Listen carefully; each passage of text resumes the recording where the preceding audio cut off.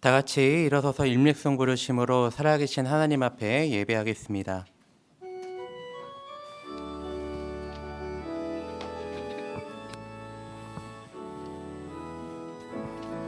하늘의 문을 여소서, 이곳을 주목하소서. 주를 향한 노래가 꺼지지 않으니 하늘을 열고 보소서. 이곳에 임재하소서. 주님을 기다립니다. 기도의 향기가 하늘에 닿으니 주여 임재하여 주소서. 이곳에 오셔서 이곳에 앉으소서. 이곳에서 드리는 예배를 받으소서. 주님의 이름만이 오직 주의 이름만 이곳에 있습니다. 지금까지 우리를 인도하신 주님께 감사, 찬양, 영광을 돌립니다. 우리 안에 임하셔서 지금까지 베푸신 하나님의 은혜를 찬양하게 하시고 앞으로 우리에게 이루실 하나님의 역사를 기대하게 하옵소서. 예수님의 이름으로 기도드립니다. 아멘.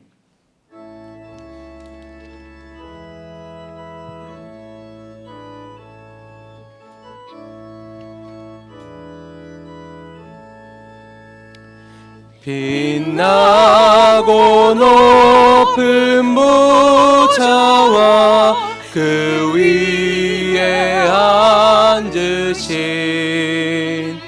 주 예수 얼굴 영광이 해같이 빛나네.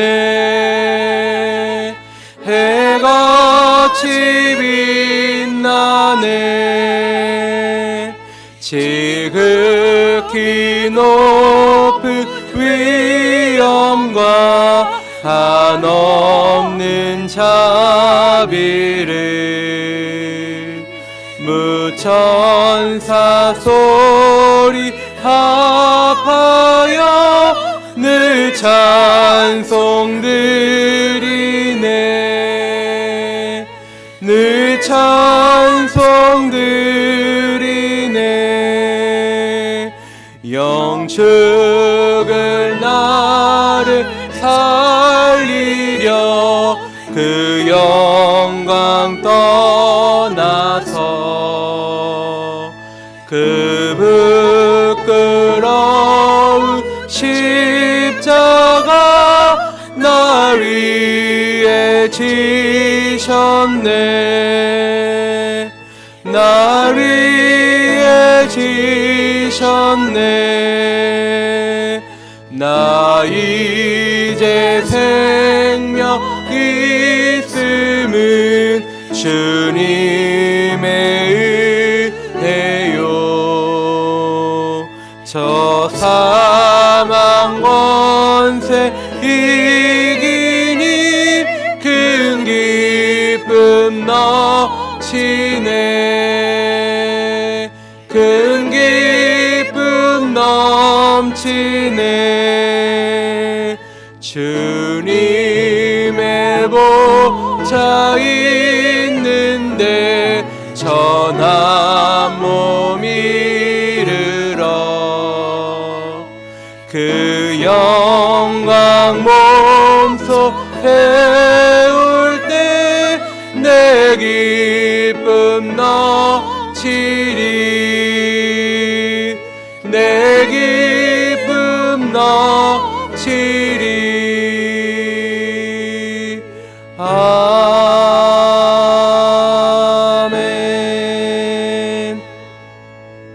나는 전능하신 아버지 하나님 천지의 창조주를 믿습니다. 나는 그의 유일하신 아들 우리 주 예수 그리스도를 믿습니다.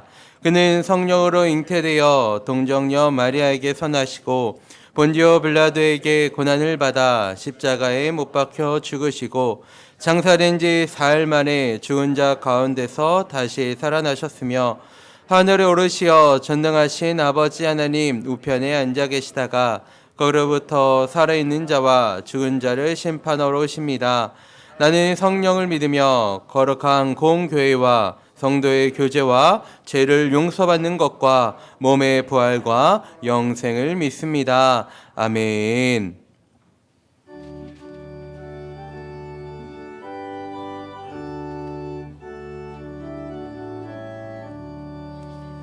내 주 하나님 넓고 큰 은혜는 저 큰 바다보다 깊다. 너 곧 밧줄을 끌려 깊은 데로 저 한가운데 가보라. 언덕을 떠나서 창파 예배 뛰어 내 주 예수 은혜의 바다로 내 맘껏 져가라. 왜 너 인생은 언제나 거기서 저 큰 바다 물결 보고 그 밑 모르는 깊은 바닷속을 한 번에 헤아려 안 보나. 언덕을 떠나서 창파 예배 뛰어 내 주 예수 은혜의 바다로 내 맘껏 져가라. 많은 사람이 얕은 물가에서 저 큰 바다 가려다가 찰싹거리는 작은 파도 보고 마음 약하여 못 가네. 언덕을 떠나서 창파 예배 뛰어 내 주 예수 은혜의 바다로 내 맘껏 져가라. 자고 가거라 이제 곧 가거라 저 큰 은혜 바다 향해. 자고 내노를 저 깊은 데로 떠려 방망한 바다로. 언덕을 떠나서 창파 예배 뛰어 내 주 예수 은혜의 바다로 내 맘껏 져가라.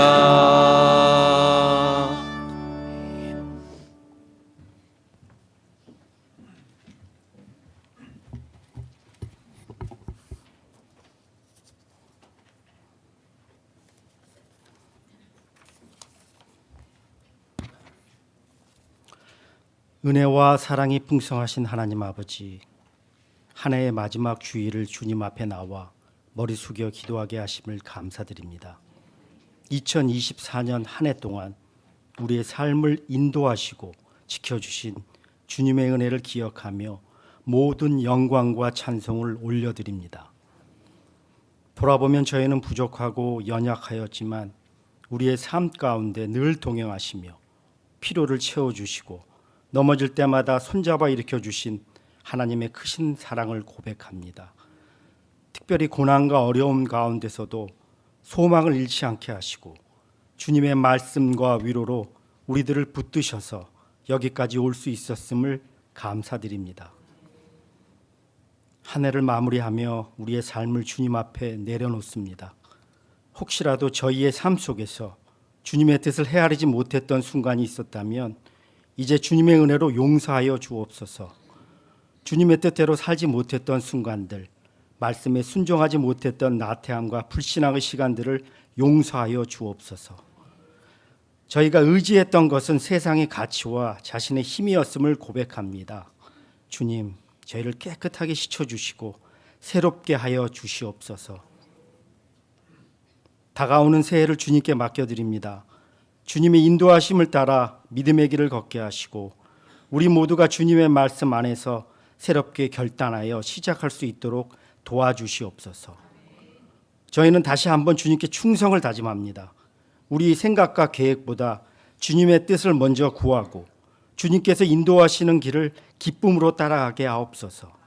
믿음의 여정을 걸어가며 날마다 주님과 동행하는 삶을 살게 하시고 맡겨주신 사명을 충성되게 감당하게 하옵소서. 주님, 우리의 가정과 후한백합교회를 축복하여 주시옵소서. 형제와 자매 간의 사랑과 우애를 더하여 주시고 서로 섬기며 하나 되는 아름다운 공동체를 이루게 하옵소서. 주님의 사랑으로 서로를 위로하며 주님의 이름을 높이는 교회가 되게 하여 주옵소서. 올 한 해 동안 주님께서 맡겨주신 사명을 따라 전심으로 복음 전파의 사명을 감당하신 담임 목사님과 부목사님, 전도사님들과도 함께 하여 주셔서 내년에는 더욱 성령 충만하여 거룩하게 구별되게 하여 주시옵소서.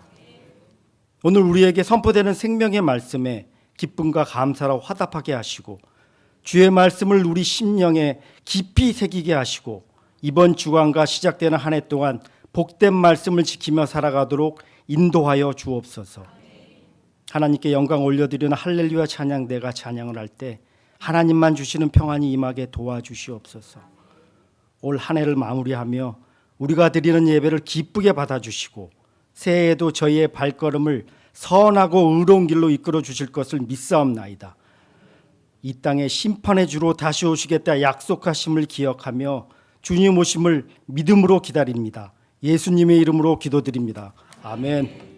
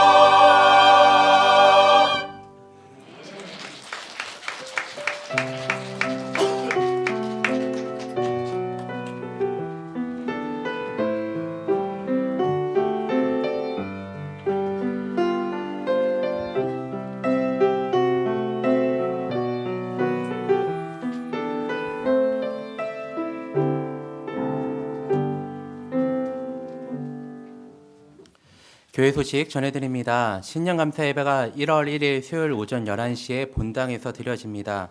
이번 주 수요 예배는 신년감사 예배로 대체됩니다. 온가족 새벽 예배가 1월 4일 토요일 오전 6시에 본당에서 드려집니다. 제78차 사무총회가 1월 12일 2부 예배 후 본당에서 진행됩니다. 사무총회로 공람용 사본을 본당 입구와 사무실에 비치해 두었으니 관련된 내용을 확인해 주시고 수정이 필요한 부분은 사본에 표기해 주시기 바랍니다. 정기 당회가 다음 주일에 있습니다. 매일 성경 큐티책을 신청하신 분들과 25년도 교회 달력이 필요하신 분들은 사무실에서 수령해 주시기 바랍니다. 24년도 주보 제본을 원하시는 분들은 1월 19일까지 사무실로 신청해 주시기 바랍니다. 서울 남지방의 신년 기도회가 1월 3일 금요일에 있으며 서울 지역 남전도회 협의회 신년 감사예배가 1월 4일 토요일 성락교회에서 있습니다. 이 시간에는 담임 목사님 나오셔서 교육자 인사와 관련해 말씀해 주시겠습니다.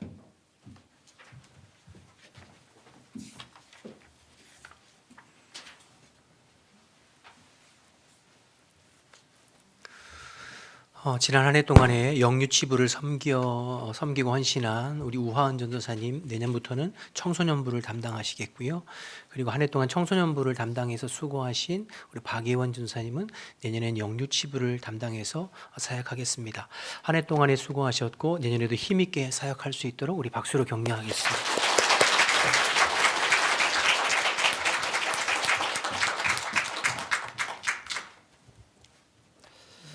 오늘 우리에게 주신 하나님의 말씀은 사도행전 21장 27절부터 22장 1절까지의 말씀입니다.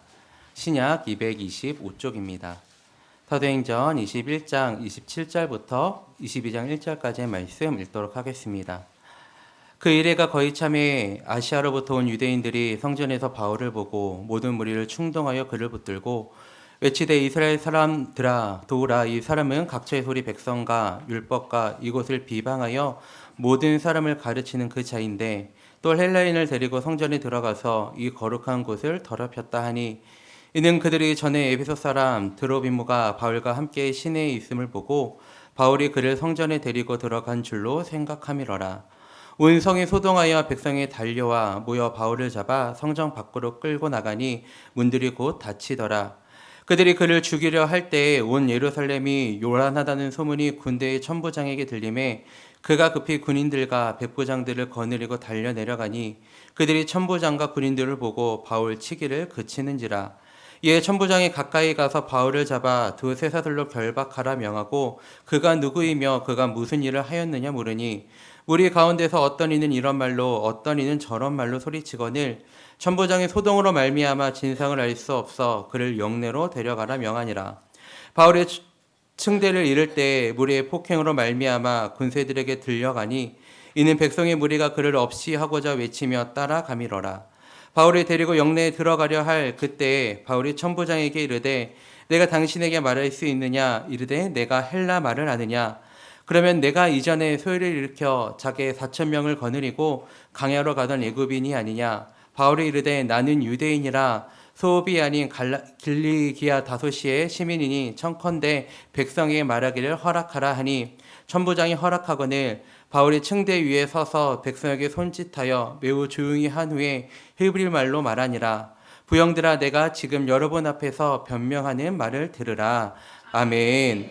다 같이 일어서서 마음과 정성 다해 준비하신 예물 하나님께 봉헌하겠습니다.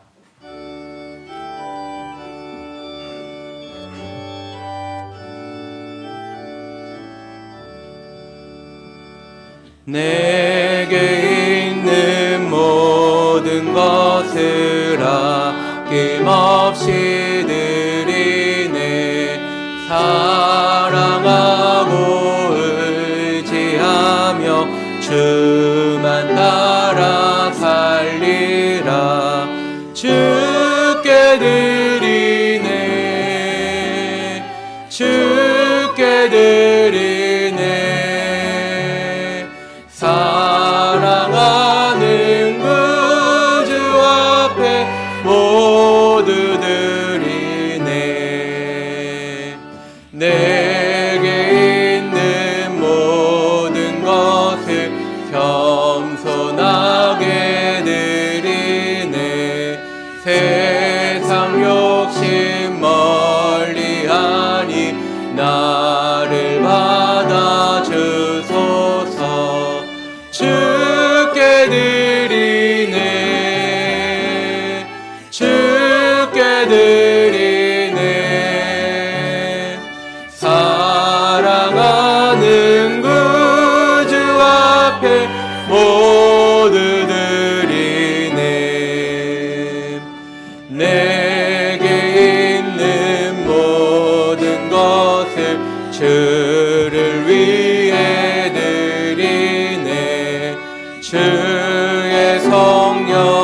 충만하게 내게 내려주소서.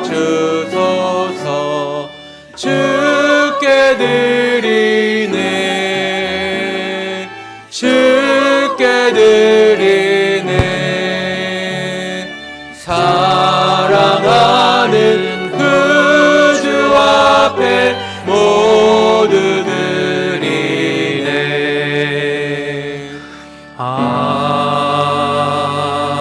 아멘. 하나님 아버지 감사합니다. 2024년도 주님의 은혜로 살게 하시고 오늘 한 해의 마지막 예배에 함께 모여서 주님을 찬양하고 예배하게 하시니 감사합니다.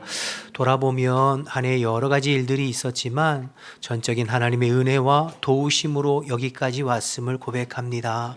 주님 앞에 감사하며 드리는 이 예배를 기쁘게 받아주시고 2025년도 주님 손 꼭 붙잡고 승리하는 저희들의 삶이 될 수 있도록 하나님 인도하여 주옵소서. 살면서 여러 가지로 힘들고 지치고 마음 아픈 일 생길 때에 먼저 피 묻은 손으로 찾아오셔서 손 내밀어 주시는 주님 손 붙잡고 한 해를 주님 의지하면서 주를 힘입어 승리하는 우리 모든 성도들이 다 될 수 있도록 주님 인도하여 주옵소서. 주님 앞에 한없이 연약하고 부족하지만 그러나 저희들을 귀히 여기셔서 오늘도 주님의 예배의 자리에 불러주셨사오니 성령님께서 찾아오시어 거절할 수 없고 거부할 수 없는 주님의 은혜로 찾아와 주시고 우리의 심령이 새로워져서 주님과 동행하는 복된 또 2025년이 될 수 있도록 주님 인도하여 주옵소서. 아버지 은혜 감사해서 또 최선을 다해 예물 올려드리오니 주님께서 기억하시고 우리 모든 성도들의 삶을 두루 살펴주시어 필요한 모든 부분들을 때를 따라 도우시는 하나님의 은혜로 채워 주시옵소서. 영과 육을 강건하게 붙잡아 주시고 또 가정과 자녀와 손대고 하는 모든 일이 주 안에서 형통할 수 있도록 복의 복을 더하여 주옵소서. 추운 날씨에 또 군에서 또 지방에서 해외에서 나가 있는 우리의 가족들 어느 곳에 있든지 주님께서 한 주간도 눈동자와 같이 지키고 보호하시며 오늘 주의 말씀 나눌 때에도 성령님께서 우리의 마음 가운데 말씀하여 주옵소서. 함께 하실 줄 믿고 예수님 이름으로 기도드립니다. 아멘. 우리 자리에 앉겠습니다. 옆에 분하고 주 안에서 평안하셨습니까? 한 번 더 인사하실 때 한 해 수고 많으셨습니다. 이렇게. 네. 여러분 2024년도 한 해 수고 많으셨어요. 그래서 52주 매주 주님 앞에 나와서 예배하느라고 또 수고하셨고 또 찬양하시느라고 아침 일찍부터 오셔서 주차 봉사, 식당 봉사 또 여러 가지 안내, 꽃꽂이 여러 가지 면에서 수고 많으셨습니다. 하나님께서 기억하시고 하나님께서 더 좋은 것으로 복 주시고 갚아 주실 줄로 믿습니다. 어느 선배 목사님 간증인데요. 신학교 다니다가 이제 군대에 가서 훈련소 한 주간 훈련을 호되게 받고 그리고 이제 주일이 돼서 군대 안에 있는 이제 교회에 가서 예배를 드리게 되었대요. 군 생활이 낯설기도 하고 또 한 주간 훈련도 힘들게 받아서 마음도 힘들고 그래서인지 예배 드리는 내내 눈물이 비 오듯이 펑펑 쏟아지더래요. 그래서 하나님의 은혜와 위로가 밀려와 가지고 너무 은혜스럽게 예배를 마치고 이제 돌아오게 됐대요. 한 20명 정도가 소대에서 갔는데 문제는 이제 소대로 복귀했는데 소대장이 소대원 전체를 연병장에 집합시키더니 그 큰 연병장을 막 선착순을 몇 번을 지키면서 뺑뺑이를 돌고 그렇게 힘들게 하더래요. 그리고 이제 소대로 들어와서 난데없이 총기 검사를 실시하겠다고 하면서 총기 검사를 하더니만 꼭 예배 드리고 온 사람 총만 탁 집어가지고 그 사람들만 다시 연병장으로 끌고 가서 얼차리를 주기 시작하는 거예요. 그러니까 이제 예배 드리고 온 사람들의 마음이 너무 힘들고 어려웠대요. 한 주간이 지나서 또 주일에 예배 드리러 갈 사람 나와라 하니까 10명이 나오더래요. 10명은 이미 눈치 딱 채고 이미 떨어져 나간 거죠. 그리고 이제 10명이 갔다 왔는데 그날도 또 소대장이 오더니만 이번에는 관물대 검사, 군인들 개인 사물함을 관물대라고 하거든요. 그 검사를 하겠다고 하더니만 또 이번에도 예배 드리러 갔다 온 사람들만 딱 집어가지고 또 밖에 나와가지고 그 심한 얼차례를 또 주더라는 거죠. 그리고 이제 세 번째 주가 되었는데 예배드리러 갈 사람 나오라고 하니까 몇 명 나왔게요? 2명 나오더라고요. 2명 다 떨어져 나가고 이제 2명만 나오죠. 그리고 이제 소대원들이 한결같이 걱정스러운 눈빛으로 야 쟤들 어쩌려고 그러느냐 막 그렇게 염려하는 눈빛으로 이제 쳐다보고 있는데 그 순간에 소대장이 그 2사람을 소대원들 앞에 딱 세우더니만 앞으로 이 2사람은 일요일에 교회 가서 하루 종일 있다 와도 된다. 저녁 예배까지 드리고 와도 된다. 그리고 평일날에도 일과가 마치면 언제든지 교회 가서 이제 있어도 된다. 그렇게 얘기하면서 왜냐하면 이 2사람은 진짜 예수 믿는 사람이기 때문이다. 이렇게 이제 얘기를 하더래요. 반전이 있죠, 그렇죠? 그런 간증이 있습니다. 여러분 어떠세요? 여러분이 예수를 믿고 이제 하나님 나라와 복음을 위해서 주를 위해서 살겠노라 결심하고 우리가 신앙생활 시작했잖아요.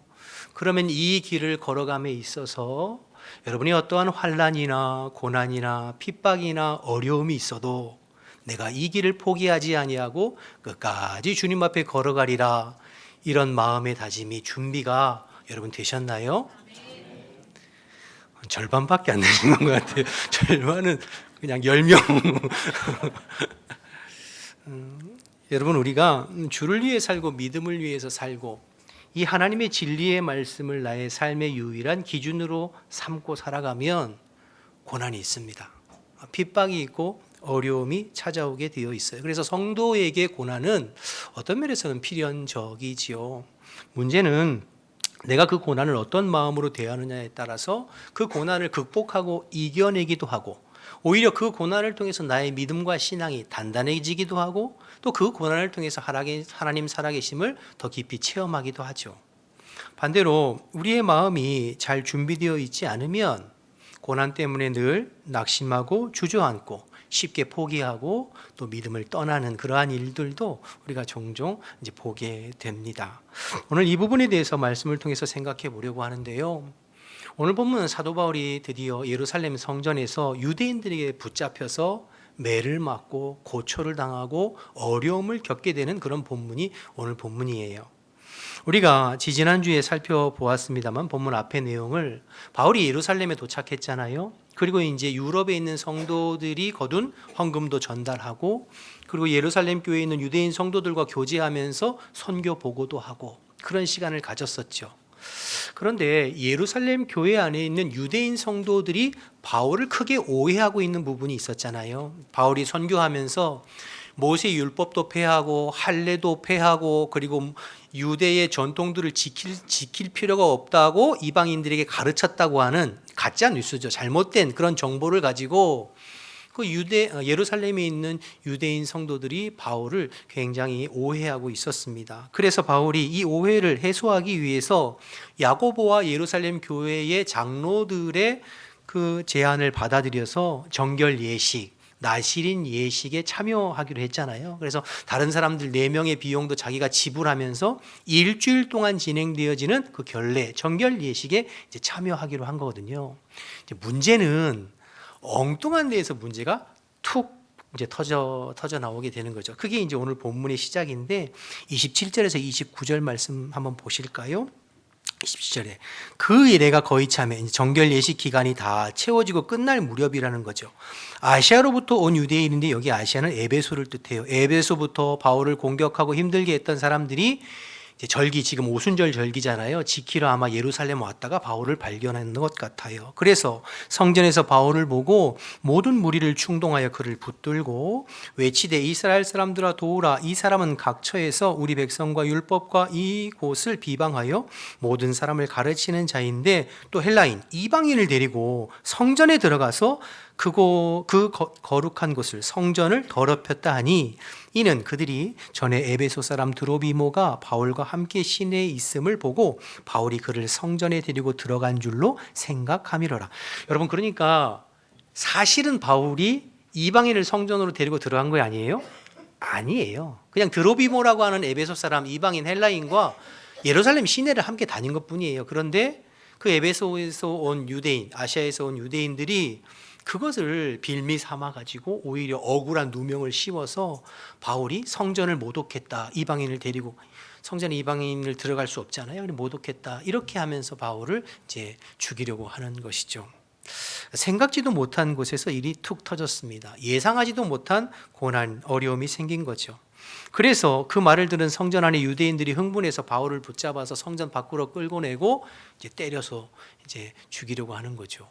사람들이 웅성웅성하고 소란이 생기니까 성전을 경비하는 유대 군인들이 천부장에게 보고하게 되고 천부장이 급히 이제 백부장들과 군사들을 동원해서 찾아오게 되죠. 보니까 한 사람이 유대인들에게 맞고 있는 거예요. 그래서 무슨 죄가 있는가? 일단은 자초지종 상황을 살펴야 되니까 바울을 이제 붙잡게 되는 거죠. 그래서 바울이 로마 군인들에게 이제 붙잡히게 되는데요. 여러분 참 하나님의 섭리가 놀랍고 크신 것이 무엇이냐면 만약에 이 순간에 천부장이 로마 군인들이 바울을 붙잡지 않았으면 바울은 어떻게 됐을까요? 그 자리에서 맞아 죽었을 거예요. 31절에 보면 사람들이 바울을 죽이려고 했다 했고 35절을 한번 보실까요? 보시면 바울이 층대에 이를 때에 무리의 폭행으로 말미암아 군사들에게 어떻게 했다고요? 들려가니. 그러니까 얼마나 심하게 맞았는지 스스로 걸을 수 없을 정도로 심하게 맞아서 지금 군사들에 의해서 질질 끌려가는 그런 상황이죠. 그러니까 죽기 직전까지 조금만 늦었으면 아마도 맞아 죽었을 것 같아요. 그런데 하나님께서 오히려 로마 군인들을 통해서 바울의 생명을 건져 주셨어요. 그가 체포되고 이제 로마군 영내에 있는 감옥에 들어감으로 말미암아 오히려 로마의 그 감옥이 바울을 유대인으로부터 보호하는 피난처가 된 거죠. 감옥이 피난처가 되는 이런 놀라운 하나님의 은혜를 베풀어 주셨죠. 여러분 우리도 마찬가지입니다. 우리가 신앙생활 하면서 때로는 우리가 생각지도 못했던 어려움들이 툭툭 불거져 나올 때가 있어요. 우리가 믿음 생활 잘 해도 때로는 질병이 찾아오기도 하고요. 때로는 경제적인 어려움에서 너무 힘들기도 하고 자녀의 문제들이 이렇게 생기기도 하고 이런저런 생각지도 못한 어려움들이 툭툭 불거져 나오죠. 저도 저희 딸아이가 지금 너무 사랑스럽고 예쁘지만 우리 가정에 그 딸이 처음 왔을 때는 굉장히 당황스럽고 어려울 때가 있었어요. 이렇듯이 우리가 신앙생활을 잘 해도 어떤 어려운 일들이 툭툭 불거져 나올 때가 있어요. 그런데 우리가 두려워하고 염려하지 말 것은 하나님께서 그때마다 피할 길을 여시고 또 때를 따라 돕는 은혜의 손길로 우리를 선하게 인도해 가시는 줄로 믿습니다. 바울은 예루살렘 교회에 있는 유대인 성도들의 오해를 풀기 위해서 예루살렘 성전을 갔어요. 자기가 생각지도 못했던 엉뚱한 사람들에게 붙들려서 맞아 죽을 판이에요. 그런데 하나님은 로마의 군인과 천부장의 손길을 통해서 오히려 감옥을 피난처 삼으시고 이제 뒤에 살펴보겠지만 바울이 로마까지 가는데 가장 안전한 길인 로마 군대의 호의를 받아서 로마로 압송되는 그런 길을 하나님께서 예비하시고 선하게 인도하고 계시거든요. 그러니 저와 여러분도 때로 신앙생활하면서 이 고난과 어려움이 필연적으로 찾아오지만 그러나 그때마다 낙심하고 좌절하고 실망하고 주저앉는 것이 아니라 그때마다 피할 길을 여시고 인도하시는 주님을 바라보면서 어떠한 고난과 어려움도 이겨내는 저와 여러분들 되시기를 주님의 이름으로 축복합니다. 고린도전서 10장 13절 말씀인데요. 우리 한번 같이 읽어볼까요? 10장 13절 시작. 오직 하나님은 미쁘사 너희가 감당하지 못할 시험당함을 허락하지 아니하시고 시험당할 즈음에 또한 피할 길을 내사 너희로 능히 감당하게. 할렐루야. 여러분 신앙생활하는 것은 무풍지대를 의미하지 않아요. 우리가 신앙생활 열심히 하면 우리 인생에 아무런 고난도 없고 어려움도 없고 내 인생의 꽃길만 활짝 열린다고 성경은 그렇게 얘기하지 않아요. 오히려 예수님 뭐라고 하셨죠? 너희가 나를 따라오려면 십자가를 져야 된다. 자기를 부인하고 날마다 십자가를 져야 된다. 이렇게 말씀하셨잖아요. 오늘 사도 바울처럼 그런 어려움과 고난이 툭툭 불거져 나오지요. 그러나 우리가 염려하지 않는 것은 우리를 사랑하시고 우리와 함께 하시는 사랑의 주님이 때를 따라 피할 길을 여시고 내 삶을 책임지고 인도하시는 줄로 믿습니다.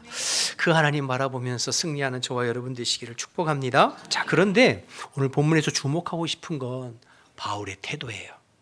바울의 모습.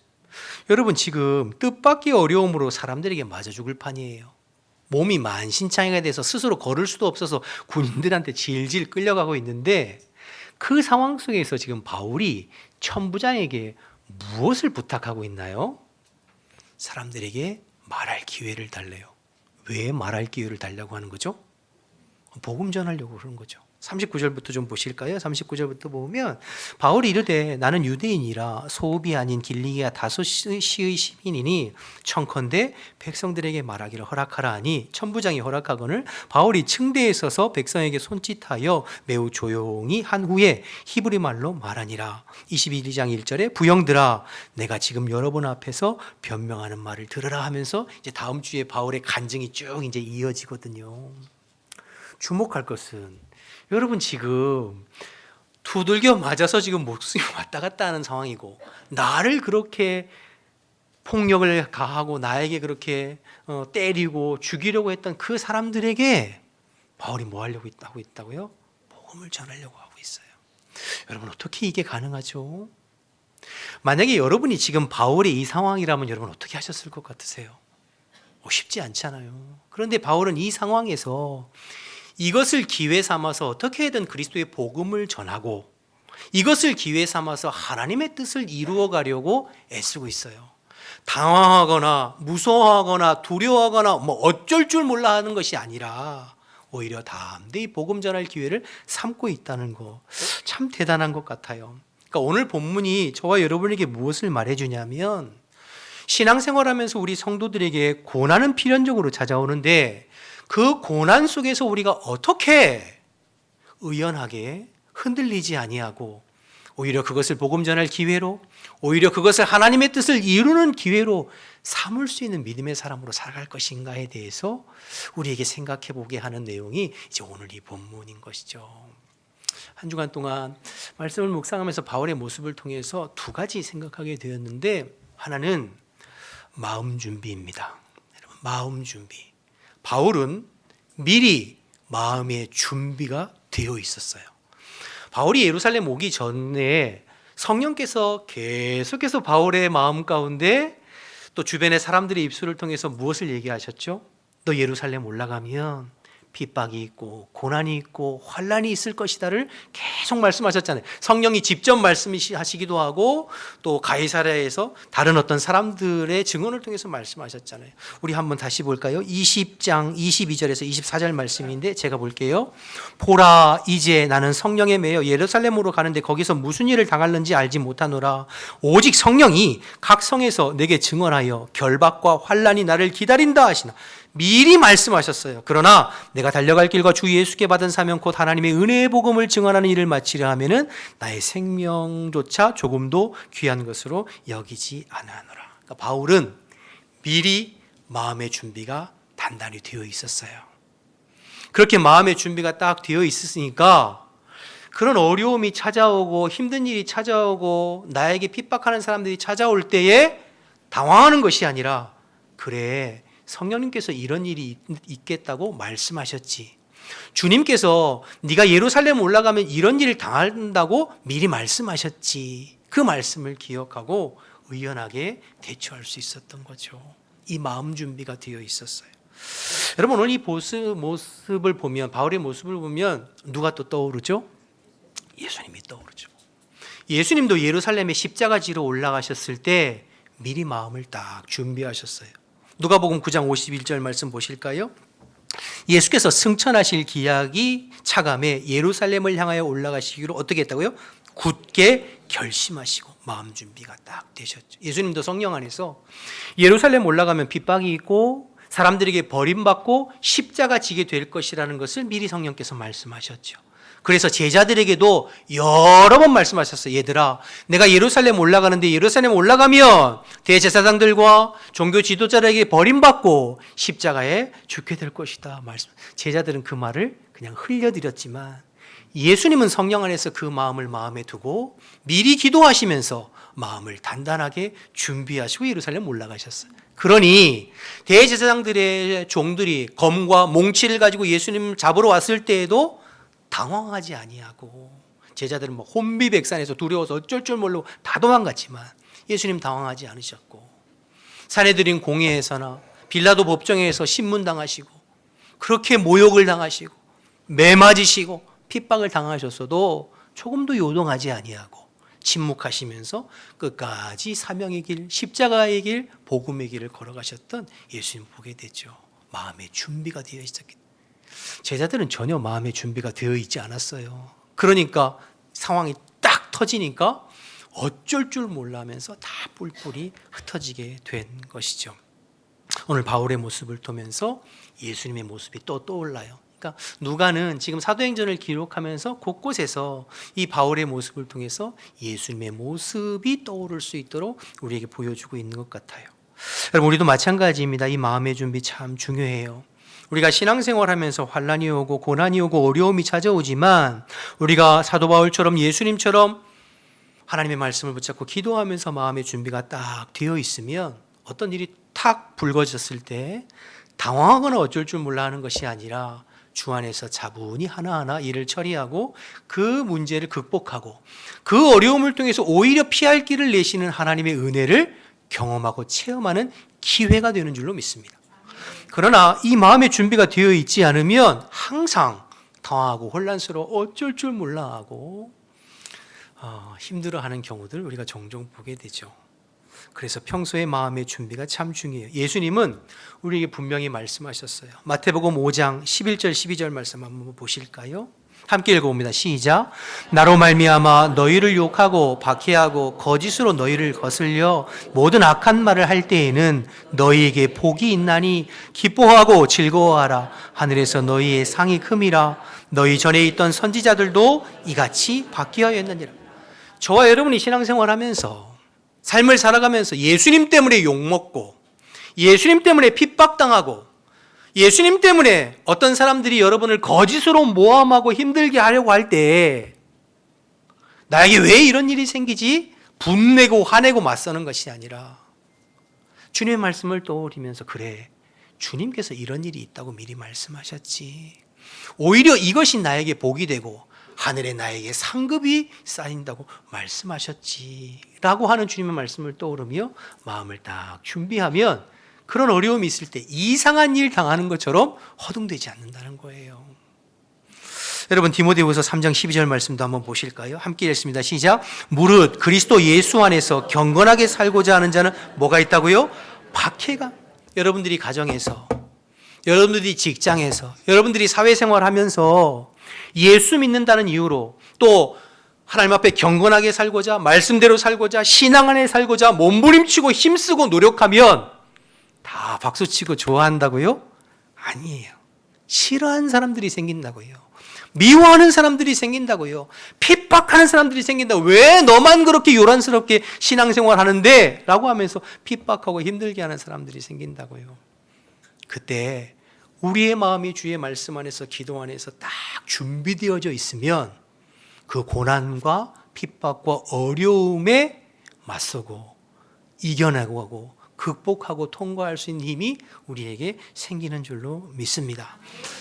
여러분, 아까 군대와 말씀드렸잖아요. 군대 가서 그거 두들겨 맞고 그 힘든데 미리 마음을 딱 준비해서 내가 어떤 힘든 일이 있어도 내가 주의를 지키고 예배하리라 마음을 딱 먹으면 감당하는 거죠.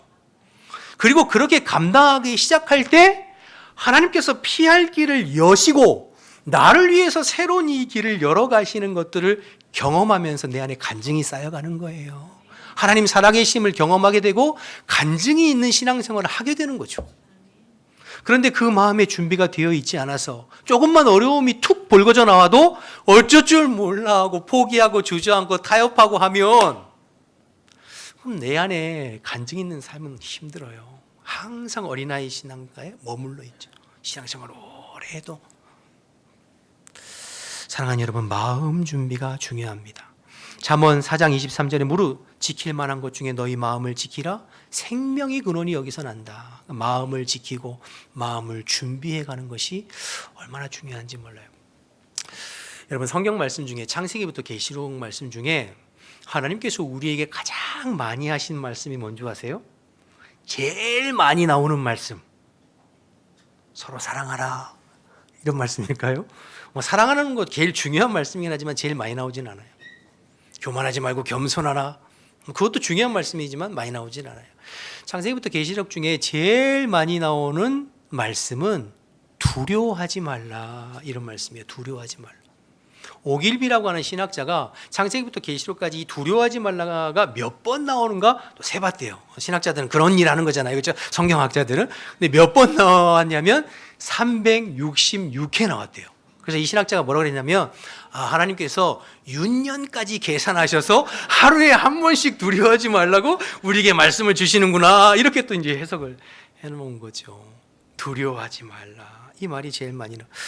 여러분, 하나님께서 가장 많이 하신 말이 두려워. 이 말을 뒤집어서 생각하면 우리가 신앙생활하고 믿음생활하면서 우리의 마음을 두렵게 하고 우리의 마음을 힘들게 할 일들이 많이 생긴다는 거죠. 그래서 하루에 한 번씩 6년까지 계산해 두려워하지 말라.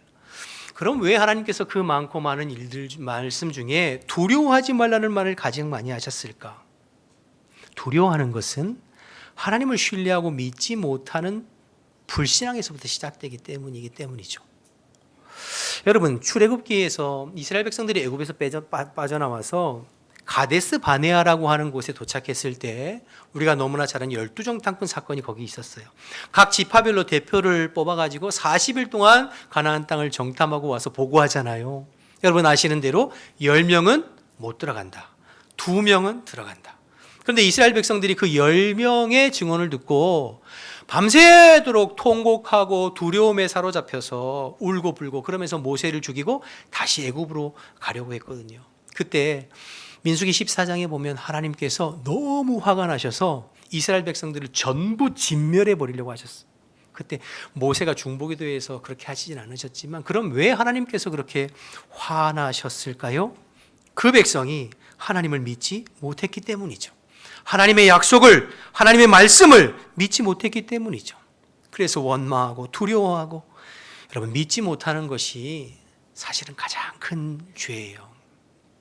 여러분, 우리는 흔히 생각할 때 어떤 윤리적인 죄들 있잖아요. 도적질, 간음, 그 밖에 여러 가지. 여러분, 윤리적인 것들에 대한 죄를 큰 죄라고 생각하기 쉬운데 사실은 여러분 가장 심각한 죄는 하나님을 믿지 않는 죄입니다. 여러분, 부부 사이에도 남편이 부인을, 아내가 남편을 믿지 못하면 행복한 관계를 이룰 수 없잖아요. 아무리 돈이 많고 집이 좋고 차가 좋아도 서로를 믿고 서로를 신뢰하지 않는 관계는 절대로 행복할 수 없어요. 나를 아무도 믿어주지 않는다. 우리 회사에서 나를 아무도 믿어주지 않는다. 그것보다 불행한 일이 어디 있습니까? 하나님과의 관계도 마찬가지죠. 하나님은 분명히 가나안 땅 주시겠다고 약속하셨는데 그 말씀을 믿지 못하고 신뢰하지 못하고 상황에 따라 환경에 따라 두려움에 사로잡혀서 원망과 불평하는 것, 그 하나님 불신앙의 죄이거든요. 그런데 하나님을 믿지 못하는 신앙을 가지고 있을 때 우리에게, 그런 마음을 가지고 있을 때 우리에게 가장 많이 찾아오는 첫 번째가 뭘까요? 두려움이에요. 두려움. 그래서 하나님은 366회나 두려워하지 말라 이렇게 말씀하시는 거죠.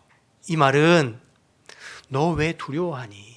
내가 너와 함께 하는데, 내가 너를 붙잡고 있고 너를 인도하고 너를 도와주는데 너 왜 두려워하니? 두려워하지 말라 이렇게 말씀하고 계시는 거예요. 사도 바울은 주의 말씀을 붙잡고 미리 마음을 단단히 해서 그 주님이 주시는 마음으로 모든 어려움을 넉넉하게 극복하고 이겨나갈 수 있었어요. 사랑하는 여러분, 미리미리 주님의 말씀을 통하여서 또 기도하시면서 여러분의 마음이 잘 준비되시기를 주님의 이름으로 축복합니다. 말세가 되면 신앙생활하기 점점 힘들어진다고 미리 말씀하셨어요. 점점 사람들은 자기 사랑하고 돈 사랑하고 쾌락 사랑하는 마음이 커진다고 말씀하셨어요. 말세가 되면 여러 가지로 세상이 혼란스럽고 힘들다고 말씀하셨고, 처처의 기근이나 전쟁이나 어려운 일들이 계속 일어날 것이라고 말씀하셨어요. 그리고 사람들은 마음에 하나님 두기를 싫어하고 하나님을 믿는 사람들을 미워하고 싫어하고, 경건의 모양은 있으나 경건의 능력을 부인하는 사람들이 많아질 거라고 미리 말씀하셨어요. 그리고 너는 그런 사람들 본받지 말고 그런 사람들에게 돌이켜 내가 배우고 확신한 일에 굳건히 서라고 말씀하셨죠. 주님의 그 말씀 의지하여 미리미리 마음을 딱 준비하고 있을 때 여러분 가운데 어떠한 힘들고 어려운 일이 있다 할지라도 능히 감당하고 이겨나가고 극복하는 저와 여러분 되실 줄로 믿습니다. 여러분, 오늘 여러분이 예배드리는 중에 또 오늘 아니면 오늘 저녁에 하나님께서 여러분들을 이제 하나님 나라로 데려가신다고 한다면, 너무 심각한 표정 하지 마세요. 그런다면 여러분들 마음 어떠시겠어요? 아멘, 할렐루야, 제가 여기 있습니다, 감사합니다, 이렇게 주님 품에 안 계시겠어요? 네, 여러분, 우리는 평생을 예수 믿고 신앙생활 했잖아요. 하나님이 살아계신다는 것을 늘 입으로 고백했잖아요. 그리고 이 땅 너머에 영원한 하나님의 나라가 있다고 우리가 믿고 고백하고 살잖아요. 그걸 정말로 믿고 내 마음의 준비를 늘 그렇게 하고 있다면, 뭐 오늘 주님께서 나를 데려가신다고 하신다는들 그게 무슨 문제가 되고 두려움이 되겠어요. 그러나 우리가 늘 그렇게 입으로 고백하고 이야기는 하지만 정말 그것을 믿지 못하고 마음의 준비가 안 돼 있으면, 건강에 조금만 이상이 생기고 어떤 일이 있어지면 두려워서 어쩔 줄 모르는 거죠. 여러분, 우리가 66권 성경을 가지고 있는데요, 요한계시록 우리 성경의 맨 마지막 22장 마지막에는 어떻게 끝나는 줄 아세요? 성경이 아멘 주 예수여 어서 오시옵소서 마라나타 이렇게 끝나요. 그러니까 이 땅에 주님 다시 오셔서 우리를 구원하시고 이 땅이 아니라 영원한 하나님 나라에 우리를 인도하실 그날을 바라보고 그날이 올 것을 믿으면서 성경이 끝나거든요. 여러분, 그렇게 믿으세요? 우리가 그 믿음을 가지고 마음을 미리 준비하고 있으면 세상에 여러 가지 혼란스럽고 어려운 일들, 고난이 있을 때 그것 때문에 흔들리지 아니하고 오히려 더 주님을 바라보고 주님을 사모하고 견고한 믿음 안에 넉넉하게 이겨나가게 되는 줄로 믿습니다. 여러분, 이 마음 잘 준비하며 살아서 여러분 2025년도 힘들다고 다들 이야기하는데 그 힘든 때 흔들림 없이 요동 없이 믿음으로 승리하는 저와 여러분 되시기를 주님의 이름으로 축복합니다. 또 한 가지 바울을 통해서 기억할 것은요, 마음 준비와 더불어 예수님을 바라보는 거예요. 바울은 마음이 준비가 딱 되어 있음과 동시에 예수님을 바라보는 마음이 있었어요. 예수님께 시선과 예수님께 마음을 고정했어요. 바울은 다메섹 도상에서 예수님을 만난 이후에 한평생 그 안에 내 안에 계신 예수님, 나와 함께 하시고 나를 보호하시고 인도하시는 주님을 바라보면서 주님의 위로와 격려로 여기까지 걸어왔어요. 여러분, 이 주님을 바라보는 영적인 안목, 내 안에 거하시고 나와 함께 하시는 주님과 영적인 교제와 주님을 영적으로 바라볼 수 있는 이 영적인 눈, 영적인 안목이 떠지는 거 너무너무 중요해요. 예수님께서 요한복음 16장 33절에 이렇게 말씀하셨습니다. 한번 보실까요? 이것을 너희에게 이르는 것은 너희로, 그다음 뭐라 했죠? 내 안에서 평안을 누리게 하려 함이라. 세상에서는 너희가 환난을 당하나 담대하라, 내가 세상을 이기었다. 내가 주님 안에 거하고 주님이 내 안에 거하시는 이 영적인 눈이 확 열리면 주님이 주시는 의와 평강이 나를 다스리고 나를 지배해요. 여전히 환난은 있고 핍박은 있고 어려움이 있지만, 그러나 그 속에서도 세상이 줄 수 없고 사람이 줄 수 없고 돈이 줄 수 없고 권력이 줄 수 없고 그 어떤 것도 줄 수 없는 내 안에 계신 주님이 주시는 평강이 나를 다스림을 내가 경험하고 체험할 때 내 마음 가운데 평안이 찾아오게 되는 줄로 믿습니다. 근데 이 영적인 안목과 영적인 눈이 떠지지 않으면 신앙생활을 오래 해도 항상 마음이 불안하고 마음이 힘들고 마음이 어렵고 답답하게 되어 있죠. 여러분, 우리가 돈만 손에 딱 쥐고 있어도 그 돈에 해당되는 염려와 근심은 자연스럽게 사라져요. 여러분, 그렇지 않아요? 여러분이 얼마를 주든지 돈만 딱 쥐고 있어도 그 돈에 해당되는 염려와 근심은 누가 뭐 가르쳐주지 않고 강요하지 않아도 사라지잖아요. 하물며 주님이 내 안에 계시고 내가 주님 안에 있고 주님이 내 삶을 보호하시고 인도하시다는 것이 영적으로 느껴지고 경험되어지고 그 영적인 안목이 딱 떠지면 내 안에 두려움은 자연스럽게 사라지게 되는 줄로 믿습니다. 그런 은혜 있기를 주님의 이름으로 축복합니다. 여러분 구약 성경에 마지막으로 요셉을 한번 야곱을 한번 생각해 보시면 여러분 하나님은 처음부터 야곱을 사랑하셨어요. 야곱이 그의 어머니 뱃속에 있을 때부터 야곱을 아셨고 야곱을 구분하셨고 야곱을 선택하셨고 야곱을 사랑하셨어요. 그런데 야곱은 평생 두려움의 문제를 해결하지 못했어요. 그 형 에서로 인한 열등감과 두려움에 항상 시달렸어요. 그래서 자기가 인간적으로 할 수 있는 모든 수단과 방법을 동원해서 형의 장자권도 뺏어보기도 하고 아버지의 축복 기도도 가로채어 보았지만 그러나 그 마음 안에 있는 두려움의 문제를 극복할 수 없었어요. 20년이 지나서 거부가 되고 경제적으로 능력이 있어도 여전히 두려움의 문제가 해결되지 않았어요. 그런데 그 야곱이 약복 강가에서 주의 사자와 씨름하면서 살아계신 하나님을 경험하게 되고 주님을 인격적으로 만났을 때 비로소 지금까지 자기를 괴롭혔던 그 열등감과 두려움이 사라지게 되고 처음부터 지금까지 주님이 나와 함께 하셨구나. 처음부터 주님까지 나를 사랑하셨구나. 그 마음 가지고 담대하게 에서에게 나아가는 모습을 보게 되거든요. 그게 창세기 33장의 약복 강가의 사건, 분이엘의 아침이지 않습니까? 결국 하나님을 만나고 주님이 내 안에 계신 것이 경험되어지고 느껴지고 체험될 때 그 주님을 바라보는 영적인 눈이 완전히 열리게 될 때 내 안에 근심과 어려움이 자연스럽게 빠져나가고 어떠한 어려움과 시련 가운데도 믿음 생활 포기하지 아니하고 신앙 안에 극복할 수 있는 힘과 용기가 우리에게 주어지는 줄로 믿습니다. 바울이 지금 얼마나 힘든 상황이에요. 그런데도 감당할 수 있었던 것은 그의 마음이 단단히 준비되음과 동시에 오직 주님을 바라보는 이 영적인 눈이 열려 있었어요. 그러기에 주님께서 바울을 찾아오셔서 이렇게 말씀하신답니다. 미리 보시면 23장 11절을 보시면 이렇게 말씀하세요. 그날 밤에 주께서 바울 곁에 서서 이르시되 담대하라. 내가 예루살렘에서 나의 일을 증언한 것 같이 로마에서도 증언하여라 하리라 하시니라. 이게 이제 예루살렘에서 가이사랴로 압송되기 전에 그 밤에 주님께서 찾아오셔서 말씀하시는 것이거든요. 두려워하지 말라. 네가 예루살렘에서 예언한 것, 말씀을 전한 것처럼 로마까지 내가 너와 함께 할 것이다. 그러니까요, 여러분, 바울에게 있어서 모든 어려움을 이길 수 있는 힘은 이 영적인 눈, 또 이 영적인 주님과의 교제, 이것이 그 모든 어려움을 극복할 수 있는 열쇠, 마스터키가 된 것이죠.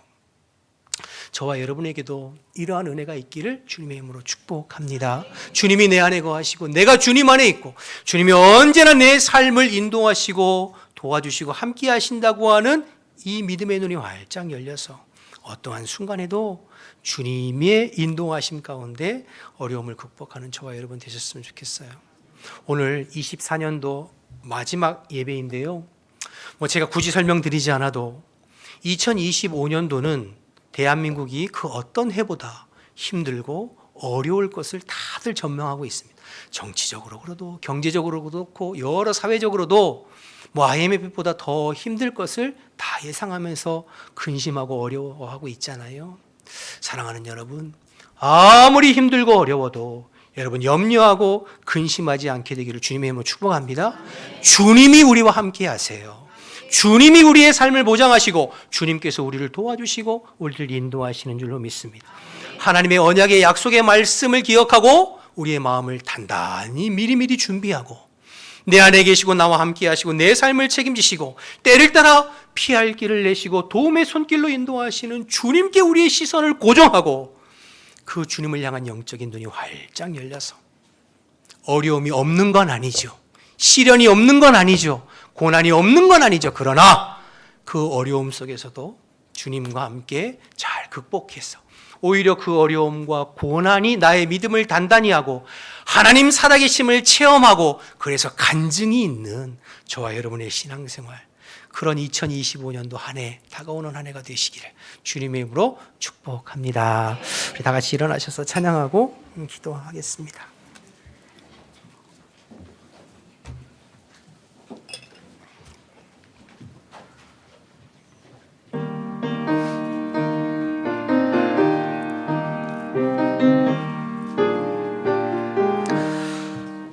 지금까지 지내온 것 주의 크신 은혜라. 한이 없는 주의 사랑 어찌로 말하랴. 자나깨나 주의 손이 항상 살펴주시고 모든 일을 주 안에서 형통하게 하시네. 몸도 맘도 연약하나 세임받아 살았네. 물 붓듯이 부시는 주의 은혜 족하다.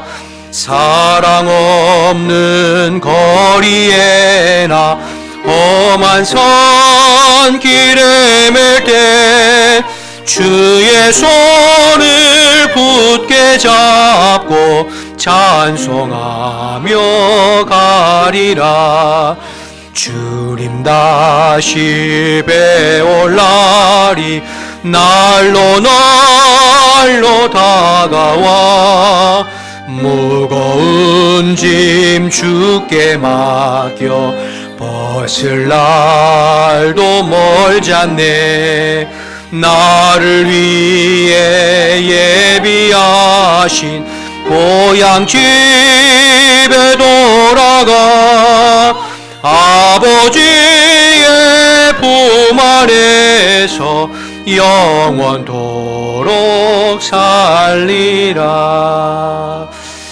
아멘. 우리 함께 기도하기를 원합니다. 주신 말씀 생각하면서 지난 한 해 동안에 여러 가지 일들이 있었지만 우리를 인도하신 하나님께 감사했으면 좋겠고, 2025년도 여러 가지 어려움들이 예상된다고 하지만 그러나 주의 말씀으로 우리의 마음이 미리 준비되어지고 언제나 내 안에 거하시고 나와 함께 하시는 주님을 바라보면서 주를 힘입어서 고난과 어려움을 회피하는 것이 아니라 오히려 정면으로 뚫고 나가고 고난 속에서도 피할 길을 여시고 예비하신 은혜로 우리를 인도하시는 주님을 경험하고 체험하는 한 해가 되어질 수 있도록, 그래서 우리의 믿음과 신앙이 주님이 기뻐하시는 믿음과 신앙으로 더 성장해서 마지막 때에 대부분 많은 사람들이 믿음을 떠나고 신앙을 떠나고 다 실족하고 넘어질 때 주님 오시는 그날까지 이 믿음의 여정을 끝까지 걸어가는 신앙인 우리가 되어질 수 있도록, 하나님 기뻐하시는 사람 되어질 수 있도록 우리 주신 말씀들을 생각하면서 우리 주님의 이름 한번 부르고 통성으로 기도하겠습니다.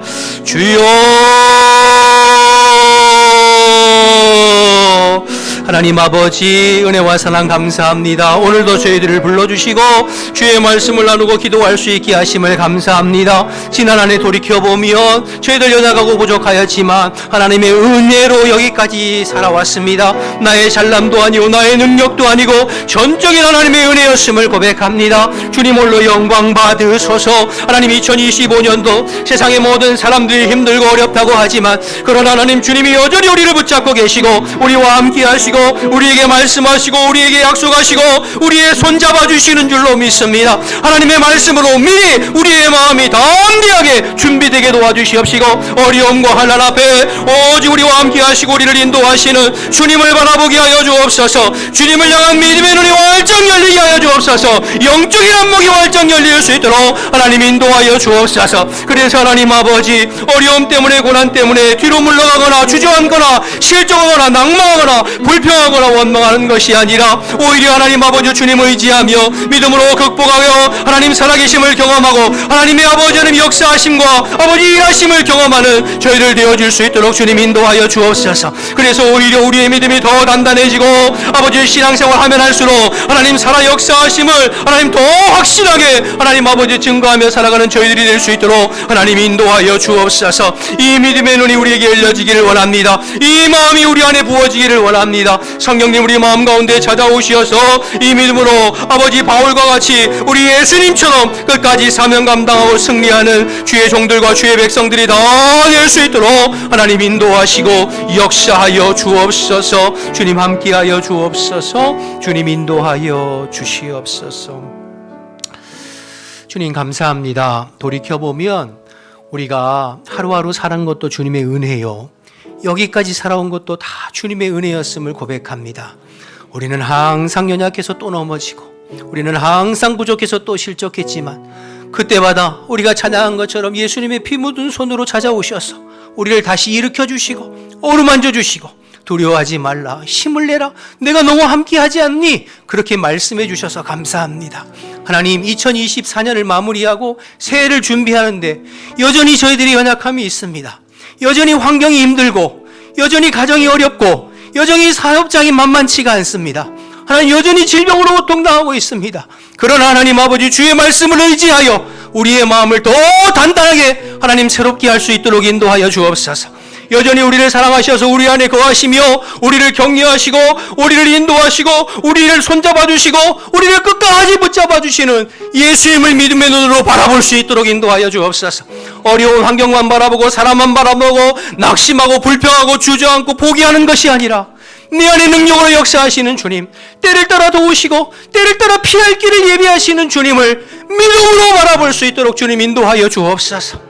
그래서 힘들지만 그 주님의 격려와 그 주님의 위로로 끝까지 승리하는 저희 모두가 될 수 있게 도와주시고 2025년 어떠한 상황에도 믿음 실족하지 아니하고 주님 바라보며 승리하는 우리 모든 성도들이 다 될 수 있도록 하나님 인도하여 주시옵소서.